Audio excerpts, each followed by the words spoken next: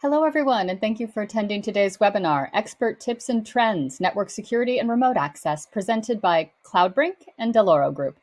I'm Rebecca Kushmetter, and I'll be hosting this webinar. Just a few housekeeping notes before we begin. You can read full speaker bios on the left side of your window by selecting the Speakers tab. You can access closed captions from the bottom right corner of the video player, and if you want additional resources for today's presentation, you can click the Handouts tab on the left side of your screen. This webinar is being recorded. It will be available to watch on demand within 24 hours. Finally, we would love to hear from you during the presentation. Please submit any questions you have using the Questions and Answers tab on the left side of your screen. Time permitting, we'll finish with a Q&A session. Now, I would like to turn it over to Graham Melville, Chief Marketing Officer at Cloudbrink, who'll be moderating the webinar. Graham, please go ahead. Thanks, Rebecca. It's great to be here, and good morning, good afternoon, or good evening, depending where everyone's coming in from. We have quite the webinar for you today, and I'd like to introduce the two main speakers.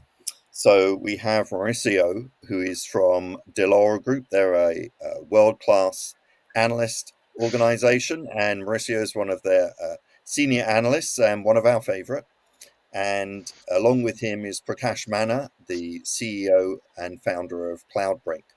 So as you've already been told, you've got the bios available. So normally at this stage, people would give the boring introductions like I've just done.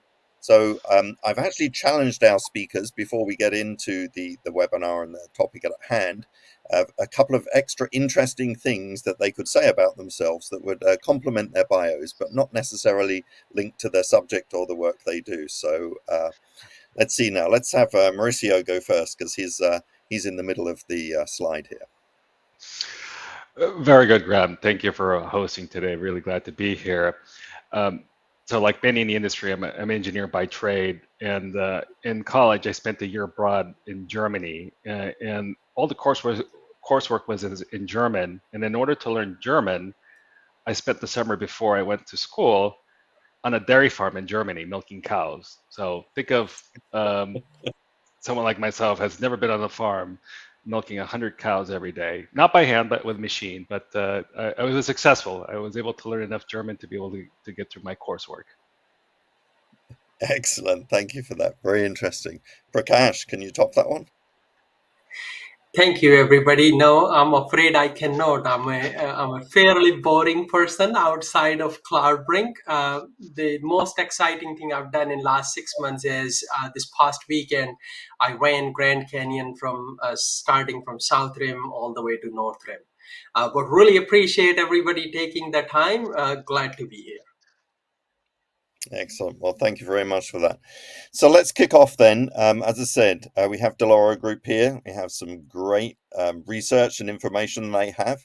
And so, Mauricio, can you take us through, or tell us all about network security and remote access and what the problems are and where it's going and what we should do about it? Very good, Graham. But for those of you that don't know Dell'Oro, we're a quantitative market research firm based in Northern California, the Bay Area, where I'm located. And I'm here to talk about a topic that I've been spearheading that I call the distributed cloud networking. And the title of today is, how do you navigate the future of networking in this distributed cloud era?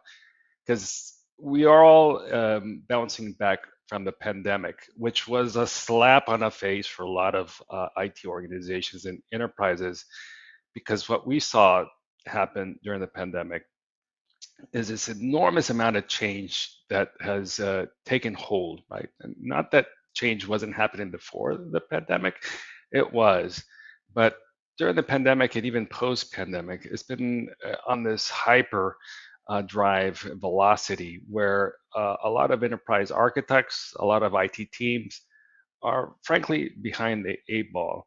And so when we boil down this perfect storm that the pandemic has brewed, I look at it as 3 different digital transformations or IT transformations that are in flight at the same time. So it's not bad enough to try to change one thing in the car as it careens down the hill. It's about changing multiple parts. And the 3 major parts that I look at as being the touch points is around cloud transformation, edge transformation, and workforce transformation. And again, all of these were because of the pandemic and the things that needed to change in service of how business was conducted during the pandemic and increasingly in the post-pandemic era. So on the cloud, applications have been shifting to the cloud because digital experiences need to improve for an enterprise. And it was because, again, we weren't able to get together at the pandemic, and now post-pandemic, though have started to come together, the digital experience is still paramount, and the application architecture reflects and continues to reflect that change that's necessary. On the edge, we're starting to see the ignition of compute at the edge, and that's enabling a new class of applications around the domains of vision, IoT, communication, augmented reality, all sprinkled with the pixie dust that we call AI that improve these applications. So think about the data requirements, the latency requirements, the networking requirements. It upsets the balance that used to be in place and for lots of networks.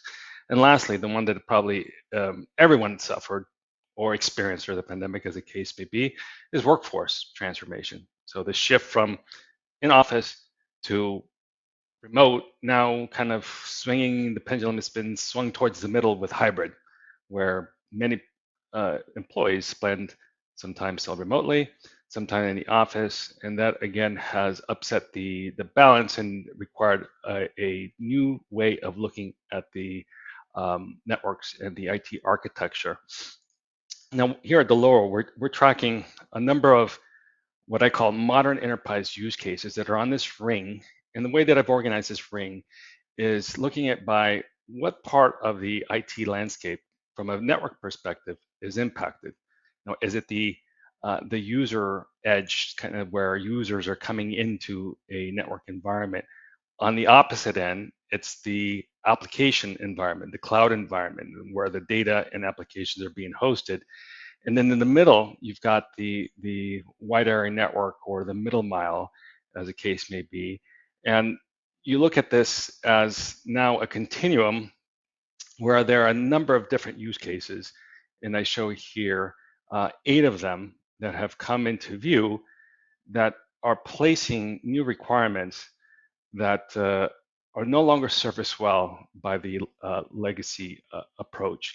And some of those legacy approaches I call out in this particular style. I think the first one is that no one can really argue against is the legacy network architecture that is the hub and spoke model, right? Where your edges of your network and your branches all got home run to the headquarters, and then headquarters goes through a security stack to go off into the internet. So you're home running all the traffic in that classic hub and spoke, and that's a model that served quite well for the last 30 plus years, right? But as we look forward, that's not really cloud or app friendly because now apps are sitting off on the internet or in some cloud. And so that this home running isn't very good.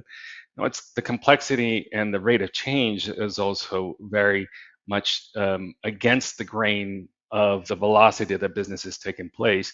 And lastly, for a lot of environments that are still relying on classical technologies like MPLS, though those circuits have come down in price, the need for fatter pipes means that your network transport costs hasn't really come down. If anything, it may have increased as the amount of application traffic has increased over time.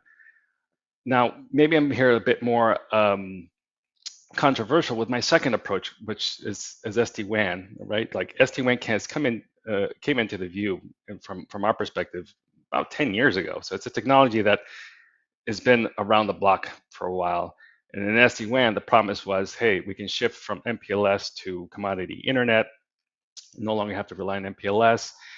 And the architecture that is there is more of a mesh topology between all the sites that you want to interconnect versus a hub and spoke or a classical routing architecture.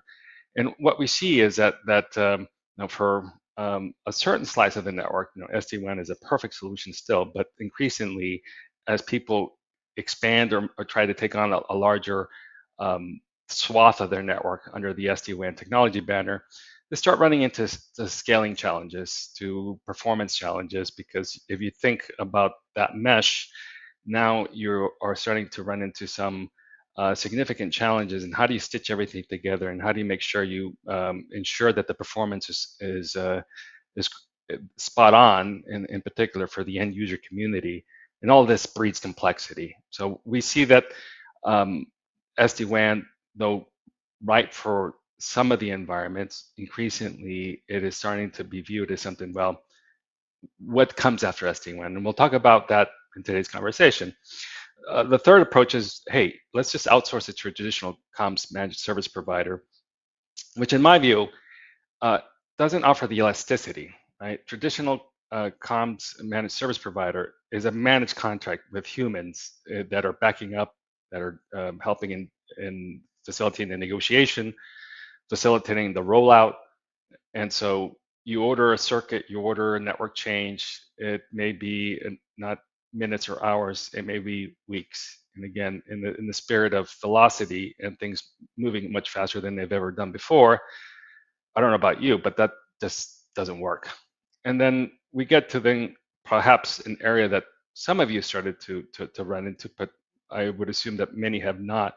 And this is now the question is, as you push applications into a public cloud service provider and you start looking about how they do networking, what you quickly realize is that every public cloud service provider does things differently. So networking is at the highest level, it's still routing, it's still switching, but then you get down to the brass tacks about the scalability, the feature sets.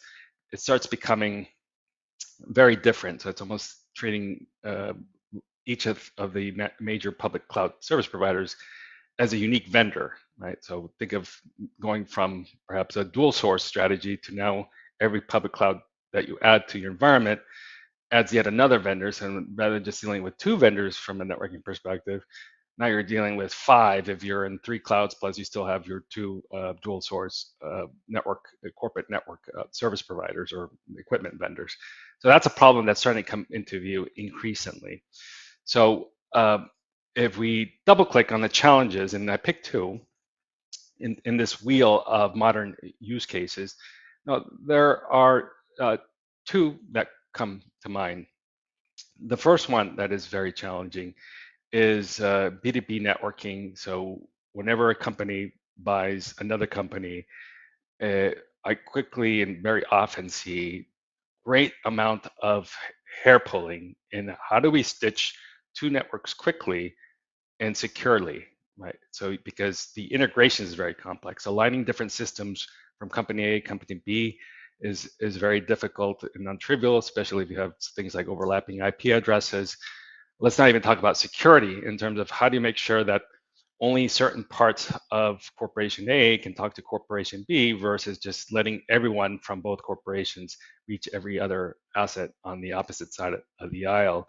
And ultimately reliability, right? Is how do you make sure that there's consistency and reliability, because as you bring these 2 together, it's very brittle in the traditional way of doing things with a lot of human glue who are doing a lot of contortions and changing ACLs and firewall rules and routing tables. And at the end of the day, it's a house of cards that falls very quickly.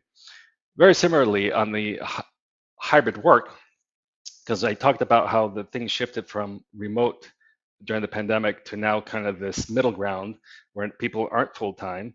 Sure, we've heard about some companies that are forcing their employees to come back into the office, but I think on the whole, hybrid work is here to stay, right? We're going to be in the white collar world splitting our time between in office and out of office. So similarly to the B2B networking scenario, you've got complexity. How do you harmonize the on-prem experience with the remote environment? And how do you manage the policies between both of those arenas, which falls straight into the security challenges of how to make sure that security policy is equally enforced or transcends the environment, such that we do get to that ability to enforce the same policy regardless of wherever you are, not two different policies, whether you're outside the office or whether you're inside. And for the end user, it's about the consistency of the experience, right? Because if anything, the last thing you want is to impact productivity, because the experience or the underlying connectivity is not as stable, as robust across those two environments that workers are operating in. So some key challenges here that for each of those use cases that I show here, the traditional approaches, we could discuss one or more challenges across the board. So the question now comes up is that, well, where do we go from here, right? What is it that we need for the modern enterprise? And again, looking at from this IT transformation trifecta, what I'm painting here is the high level requirements that need to be built into a solution that is then able to comprehend unique requirements that come through in each of these three areas. So for example, in the cloud transformation is about how is that networking solution able to service the requirements of getting traffic to the cloud, into the cloud, and through the cloud. On the edge, where I talked about the ignition or the emergence of application and processing there at the edge, it's about being able to service the requirements for the applications that is now being hosted there, and being able to glean the necessary intelligence to bring the visibility and the observability that is required to make sure that you are not, the network isn't part of the problem in terms of getting the application to work correctly. And then lastly, in the workforce, it's all around the consistency of the connectivity, the consistency of the performance, and the consistency of security, all in service of keeping the productivity of that remote user audience up and stable across wherever they may be. And from a technology perspective, let's start switching the gears in terms of what's happening. So the way that I'm calling this space versus calling it as an evolution of next-gen SD-WAN or next-gen SASE, and I'll talk about a little bit more about kind of how this all kind of bubbles through.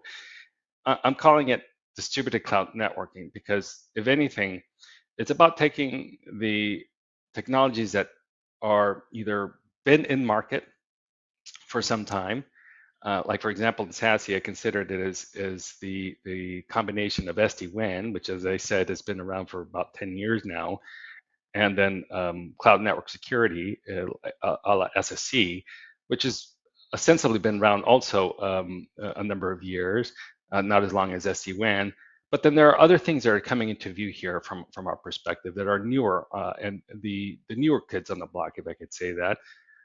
The first one being a very strong software approach to stitching and providing the network capabilities in the environment. So things like multi-cloud networking software. So the software element in this shift away from hardware.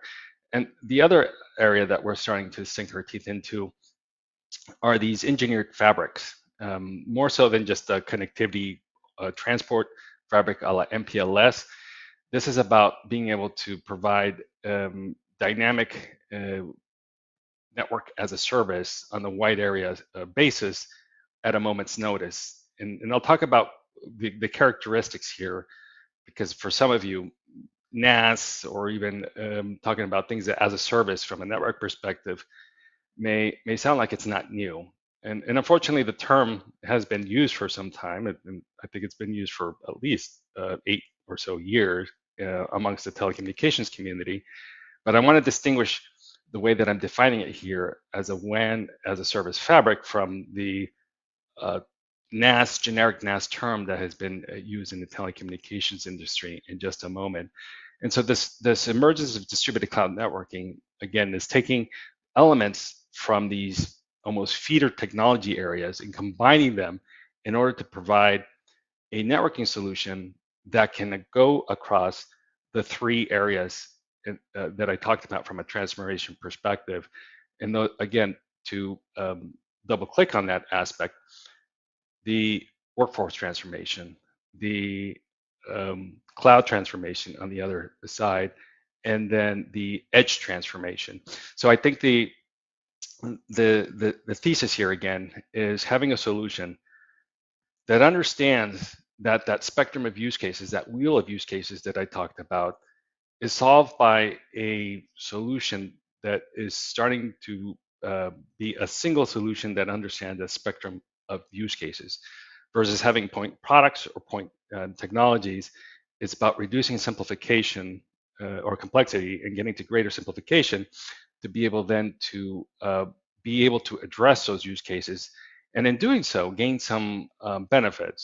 So one of the first ones here is being able to gain end-to-end visibility in the analytics to understand what's happening across the larger environment, right? Because no one I've ever talked to says, I know enough about what's happening on my network, so I don't need more visibility. If anything, it's the opposite. It's most network engineers still feel that the network is this huge black box that works, but they don't really know what's happening inside that black box. And whenever it doesn't work, that's really a bad day.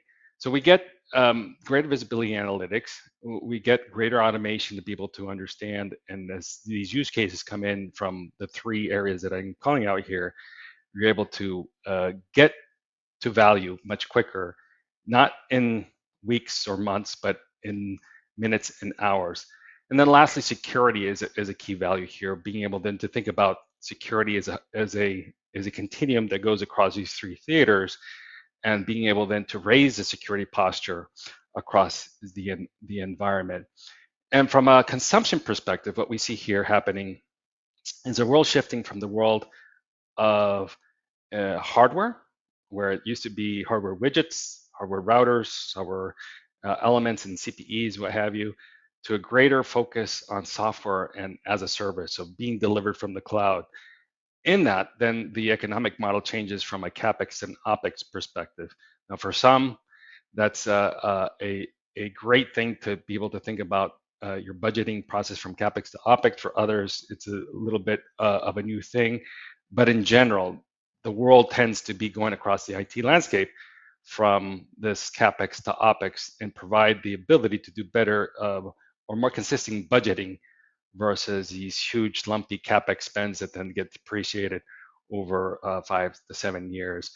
And lastly, because we're moving to a world where it's not necessarily a CapEx where it's gear specific to the client, we start to see improved TCOs. And I'll talk a little bit more about how that comes into view in the network as a service element of the solution, because it is shared across multiple customers.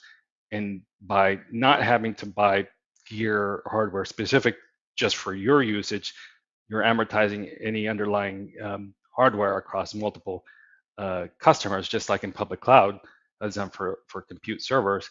You ultimately can start thinking about improved TCOs. Now, here at Dell'Oro, we do market share tracking and vendor tracking. So obviously the question that comes into view is like, well, who in the great landscape of vendors are out there that are participating in this space that I'm calling distributed cloud networking? And that for that question, I have this specific slide to show that there are a spectrum of vendors with different specializations. And here it starts calling out that some of them are starting to specialize across multiple of these transformational areas, and including Cloudbrink, which I show here in the middle, because they've described to me and shown to me how their solution is able to participate in to varying degrees across those three major areas that I described on that circle of use cases. So from the user WAN edge to middle mile use cases into the cloud and application edge. So again, thinking about here about the landscape that spans from the pure plays all to as well to the traditional, and the key characteristics again to hit and differentiate from the classical models that we're coming from: much more software, way more as a service.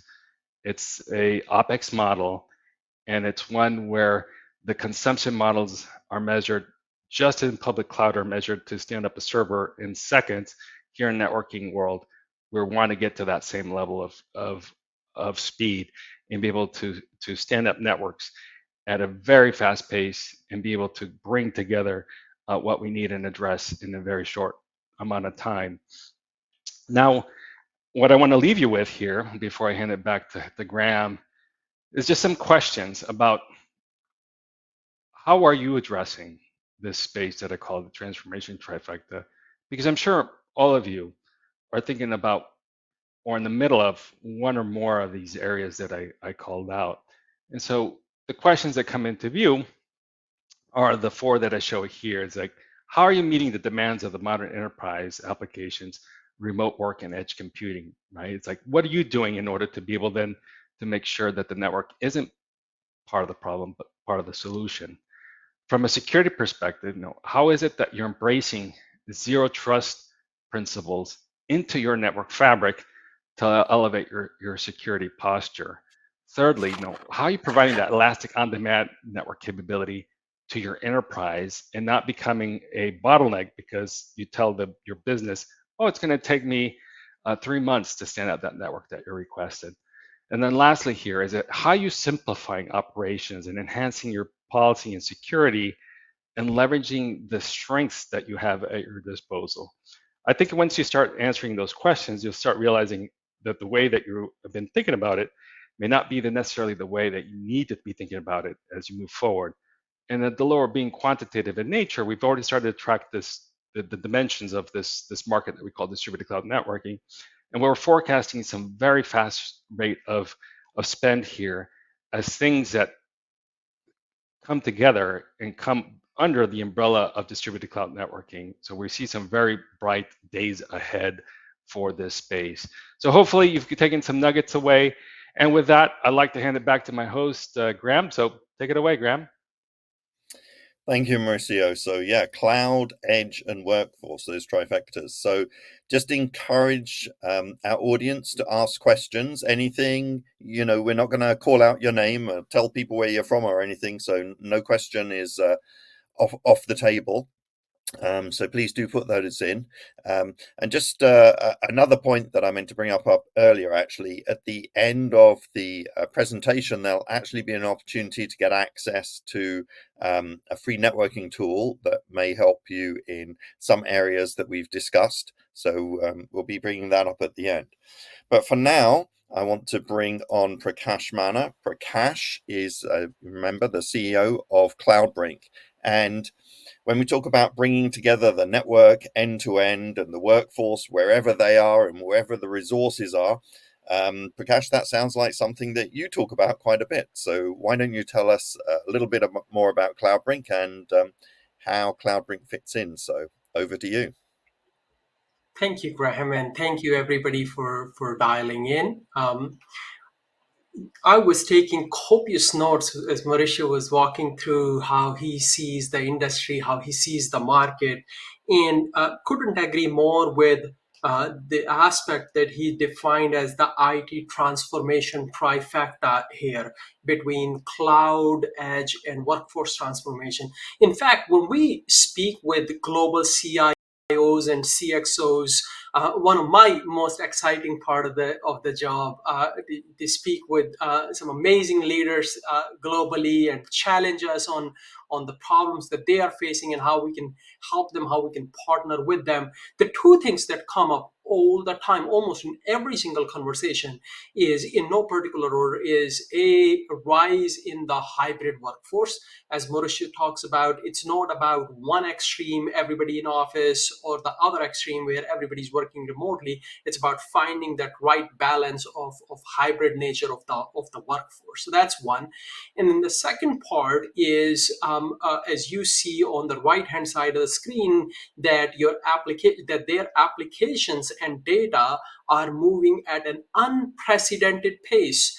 Customers who have been at the forefront of innovation, they've already started moving their workloads from their data centers into the cloud, but they're already working on taking those workloads from private clouds into public clouds, making those workloads cloud native, edge native. And then there are customers, there are enterprises who are still on their journey of moving towards the public clouds and in the private clouds, and somewhere in that journey. So in that, we often ask our customers, what are some of the challenges that you guys are facing? And it's very similar to what Mauricio talks about. Their idea is that that if we go back a couple of decades, our applications were in the data center. You and I, users of those applications or people working for those enterprises, we were inside the office. And when in that realm, there were really three things that they were investing their time, energy, and money on. The first one is bringing in some kind of a circuit into the headquarters or the data centers to make sure their users and their applications are connected back to the rest of the world, back to the internet. So that was the first thing that they invested their time, energy, effort.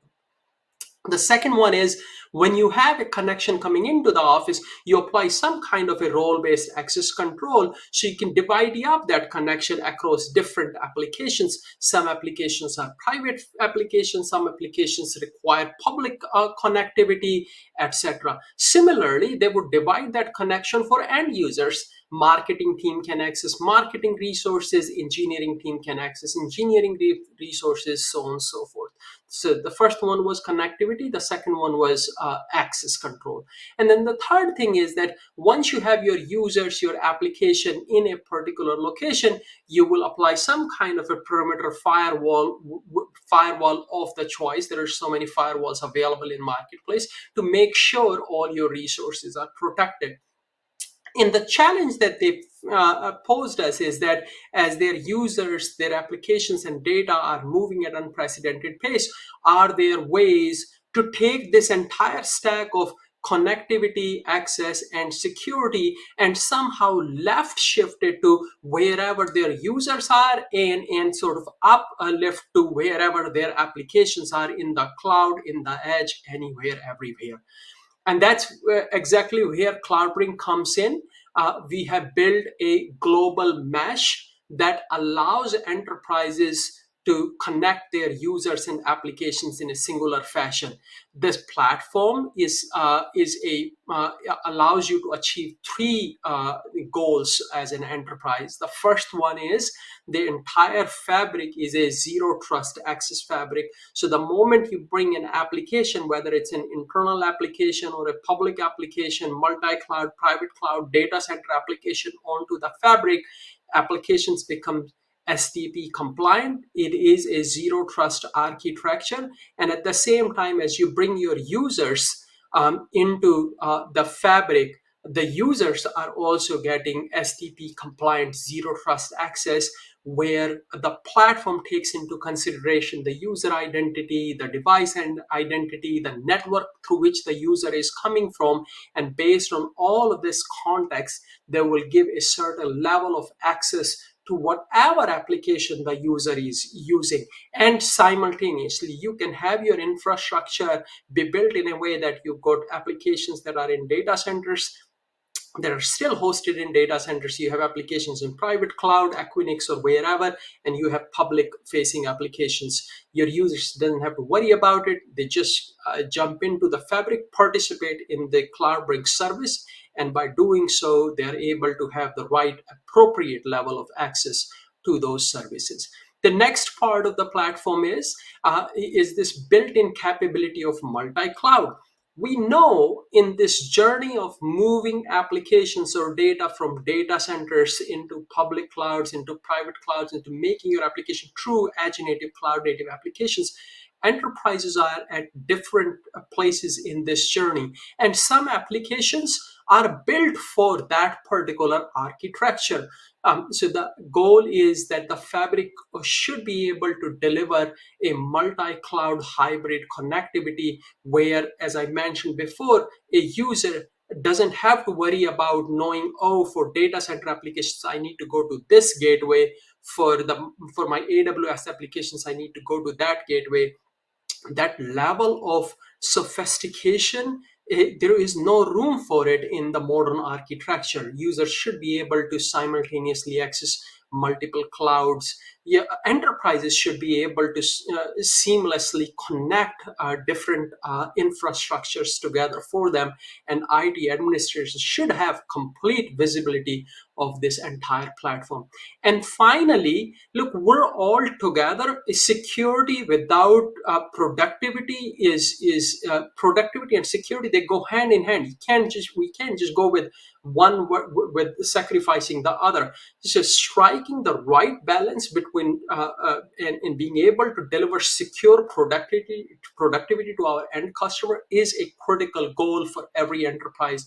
So at Cloudbrink, we spend a lot of our energy in delivering that in-office experience that I talked about to users anywhere, everywhere. And that includes the entire realm of security functionalities. But then on top of that, being able to deliver enterprise-grade, reliable, ultra-fast connections onto consumer-grade internet connections. Your users could be sitting at an airport or in the hotel or at their home and still be able to achieve those enterprise-grade speeds and reliability on their connections. That's where Cloudbrink comes in. So if I were to start summarizing the platform, on one side you have your users that could be anywhere, everywhere, and those users could be connecting to any applications. It could be a public application, it could be a true SaaS application, it could be a private application hosted in data centers. In Cloudbrink's Fabric, Cloudbrink service, we call it Fast Edges. It allows your users to be able to achieve those best-in-class experiences. And I noticed that there are some questions that have started coming in. So perhaps I will wait for some of the questions and talk about how the whole architecture works. There is a critical differentiation in how Cloudbrink achieves this. And that the differentiation lies in the middle, which is the fast edge. Unlike rest of the market, where you have a number or a certain number of limited number of points of presence that you have built, whether those are data centers or private cloud, etc. And no matter where your users and applications are, you must have your users and applications hairpin through those points of presence. Cloudbrink service works exactly opposite. We find where your users are, and we use tremendous amount of machine learning to bring those edges, to bring that infrastructure so close to end user that your end users are never more than 7 to 20 milliseconds away from the closest Cloudbrink edge. And by doing so, we've been able to bring LAN-like RTTs, latency to these users anywhere, everywhere, and deliver those experiences. So that's one side of the story. The other side of the story is that you could have your infrastructure be sitting anywhere, and regardless of that location, we will make sure your users are not just using traditional VPNs or zero trust, but we elevate that whole security to mutually authenticated TLS 1.3. And even there, we, unlike rest of the market, where once you deploy a certain encryption technology or a certificate that doesn't expire for 1 or 3 years, we're without a single human intervention, without enterprising needing anything, we're constantly rotating those certificates at every 8 hours, meaning every 8 hours, the entire trust of your enterprise is being refreshed. So the moment an enterprise comes on board on Cloudbrink Fast Edge service, you become a dark network levels of zero trust service. Your applications are never published, your gateways are never published into internet. It is a deny all, least privilege architecture, which means as a customer, you can choose to define the level of access, however broad or however narrow you want for your end users. And we're constantly discovering all the applications and accesses your users are doing. So you can leverage our own platform to further refine those access points. Of course, user access it greatly depends on the identity of the user. So that's where we build SAML integrations into all leading identity platforms, whether it's Azure AD, Okta, Ping, OneLogin, whatever. On top of that, Cloudbrink also has a built-in one-time passcode technology. So you can use our own built-in OTP technology to define MFA and define better identities for your users. In addition to the identity of your users, the health of the device is equally important, and that's where we've done a tremendous amount of innovation to bring these host-based device posture assessments. We have our own library of 3,000 plus checks that you can do, and then on top of that, we bring a developer-like power into that device identity, where as an admin, you can write any custom script that you would like to, that will that can define that, oh, this particular device must have application A running with an antivirus version, B running, and a service patch C running before I should grant them the access. Or if they don't, I'm going to put them on a guest network where they have limited access and stuff like that. So to get, again, in summary, together, the platform gives you just the perfect balance between delivering secure productivity, delivering quality of experience that your users deserves, that the enterprise deserves to achieve their business outcomes, but at the same time, taking security to the next level in this world when everything is moving and traditional architectures or infrastructures are just not the right approach. I know I was going fast. I see a lot of questions coming in. I wanted to get back into the Q&A mode, but before that, I want to bring back our wonderful host, Graham, to take it away with us. Thanks, Prakash. Yeah, and just to point out, as we're in transition, the Cloudbrink architecture has won a number of awards over the last 18 months since you came out of stealth, and this year the award for hybrid work security at RSA. So that's good to know that that's going well. How do you feel about winning all these awards, Prakash? We're very thankful. Kudos goes to a lot of our design partners who have consistently worked with us, who have challenged us to drive better, innovative ways to solve traditional problems. So we're very blessed and we're very thankful for that. Good. Well, let's move on to the Q&A. We do have quite a few that are tied, lined up. One of the ones that I like best is, how do you see the future of the distributed cloud networking and SASE over the next 2 to 5 years? So I think we'll come back to that one. Let's maybe start with a couple of easier ones. One of the ones, Mauricio, which I think came up when you were talking, was what exactly are the scaling issues with SD-WAN? Can you touch on that a bit more, or do you think that was answered enough with what you gave already? Oh no, I could continue. We could chat for an hour or two, but I think the thing I talked about was in SD-WAN, one of its architectural traits is that however many you have deployed to generate the fabric that you're trying to connect and the branches you're trying to connect, you've got tunnels coming out of them, and you've got multiple tunnels because it's a mesh type of architecture. One of the things that in order to enforce security is that each of those uplinks to other neighboring SD-WAN CPE devices or appliances is encrypted. So think about that as your network grows, the number of encrypted tunnels going in this mesh continues to increase, each of those placing attacks. So you start running out of horsepower, you start running into the complexity of managing all these encrypted tunnels, And for larger environments, it's like you start running into this tar pit about, well, what do I do? Because now all of a sudden I can't go much further because I've got these headwinds. So that's a flavor for some of the scaling issues that I see. Right. Thanks for that. Yeah. Prakash, one for you is so what are the typical use cases for Cloudbrink? It sounds very similar to other things in the marketplace with some little differences. So what are the typical use cases? Thank you, Graham, and thanks for the question. Mauricio talked about a critical use case that we see day out around M&A. Organizations are acquiring other businesses.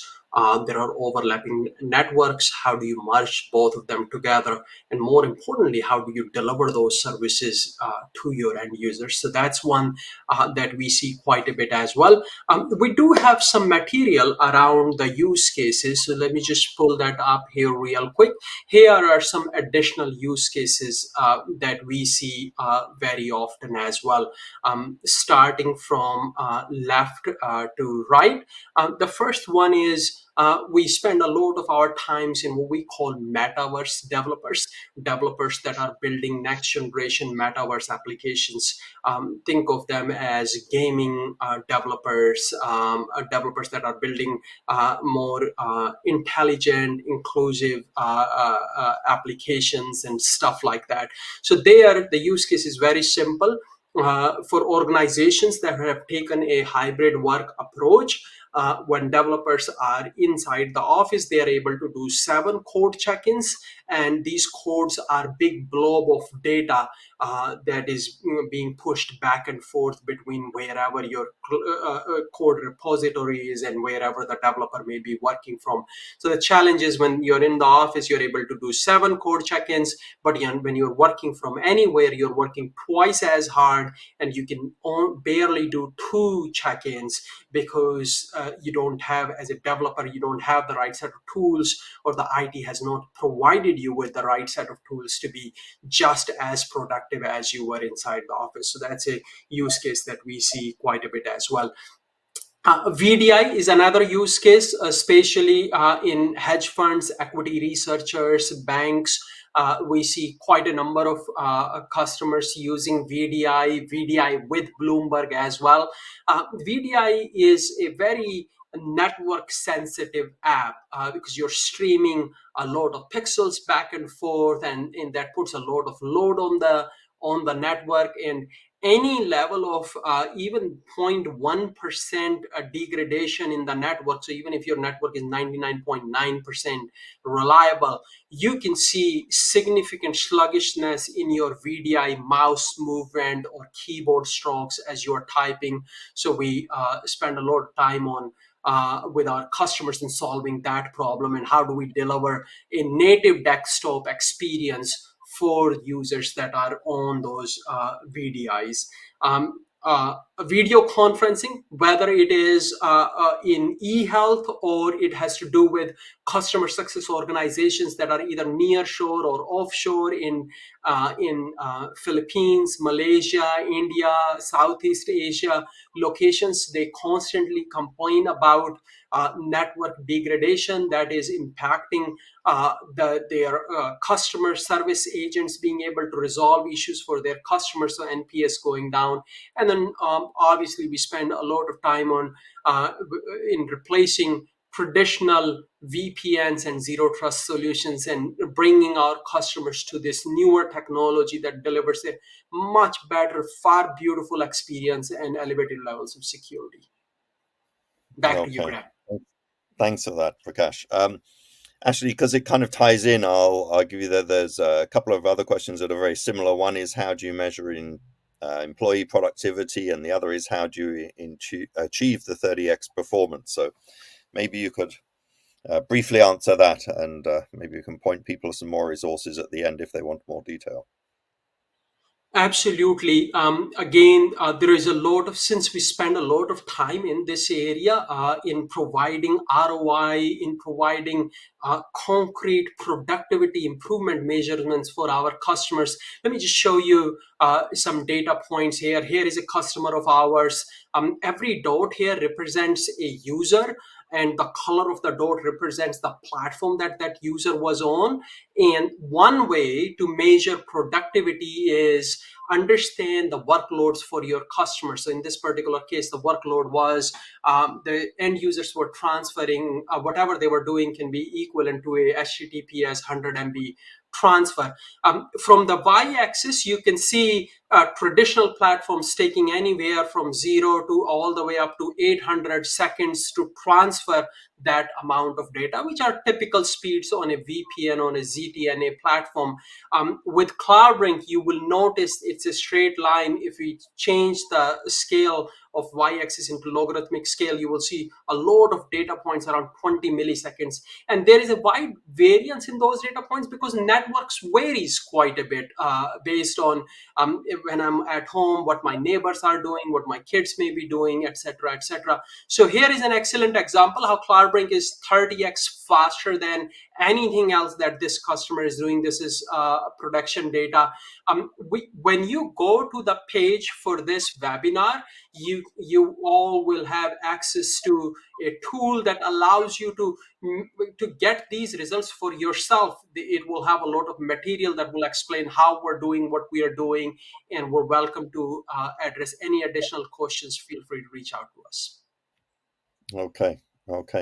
So there were a couple of other questions that might be interesting. One is maybe Mauricio, you can answer this. Are there times when VPN is best? I see a lot of VPN still being used and sold, and in fact, in a survey that we have on running at the moment, still over 70% of organizations still seem to have VPN in the mix somewhere. Where do you see that going in the future of distributed cloud networking? Well, change takes time, so I'm not surprised in that number. I think today a lot of enterprises, in fact, are probably reticent to embracing anything new. But I think what we're seeing here today, that over time, that I would expect that number to continue to decrease, right? Whether it be for remote use connectivity for end users, whether it be for management of devices, which is another key element of VPNing, to be able to, for administrators to get into parts of the IT stack to do configuration, command and control. And so you see these use cases that have been around for decades.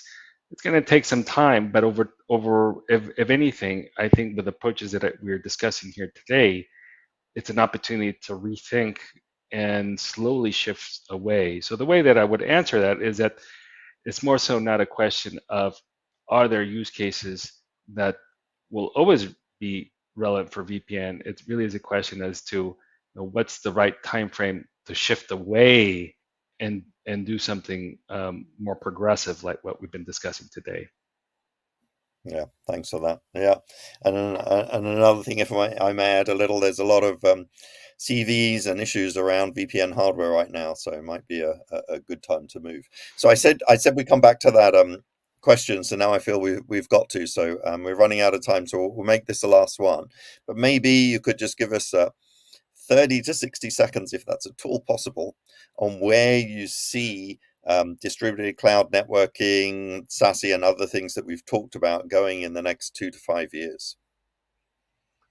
Mauricio, do you want to go first, and then Prakash, you can? Sure. So maybe let's preface it that the way that I hopefully came across today is that things like SASE, which today ostensibly are still very hardware centric when it comes to things like SD-WAN and the networking components, or the separate nature of SSCs, are starting to be combined together, and ultimately the networking piece, which is that SD-WAN piece, is translating more into that software and as a service domain.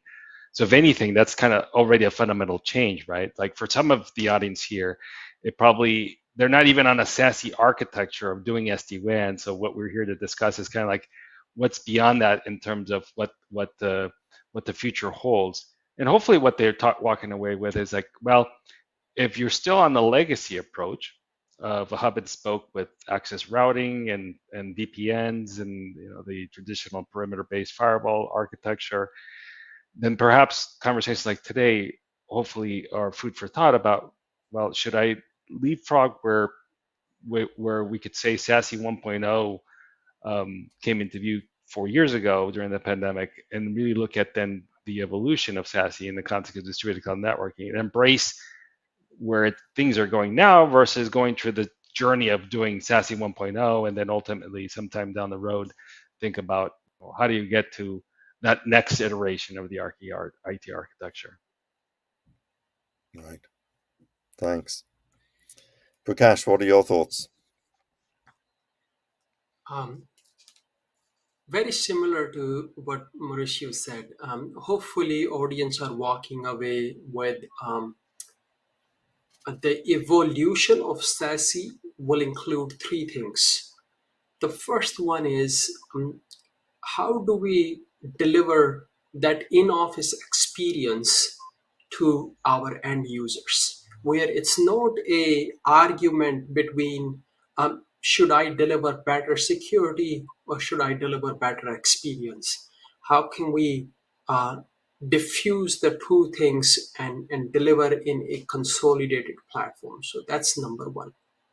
Number two is, because our data, our users are moving at unprecedented pace, traditional tools, the way DLP, the way anomaly detections and stuff like that was being done, is no longer applicable. And that's why we see, even with all of those technologies available at our disposal, we have so many CVEs, we have so many vulnerabilities available out there. So second part is that how do we also uplift the security to a level where we can bring core zero trust architectures into everything that we are doing, not just for outbound applications, not just for a handful of modern applications, but throughout our entire architecture. So that's the second part. And then the third thing is that, look, when our data, our users are moving at unprecedented pace, given the economic conditions, budgets are either flat at best or they are going down. So it is there will come a point, it has already come to multiple enterprises, that it's humanly not possible for them to deliver the outcomes that their businesses are asking for.